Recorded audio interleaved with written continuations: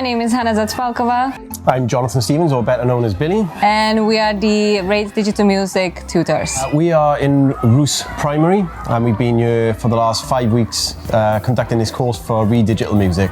The first experience of this program, this is essentially an introduction to music production for primary school children. We are just taking in GarageBand, which is a fairly basic form of music production. So it's introducing the kids, showing them how to sequence certain instruments, and eventually through the 5 weeks we progress that through, taking it through to a full track. When they've created the track and we're on the final lesson, that track then gets exported basically as a final song, so like an MP3, they can take it away, they can play it to their parents, they can upload it on YouTube, do whatever they want with it, and you know, you've got a physical product at the end of the course. You haven't just sat in a lesson for 5 lessons and learned a little bit of music production. They've got that knowledge. A lot of them want to go away and use GarageBand after they've used it with us.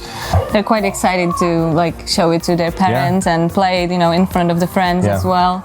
And they've been asking a lot about how can they open a project at home as well, or actually do more music at home.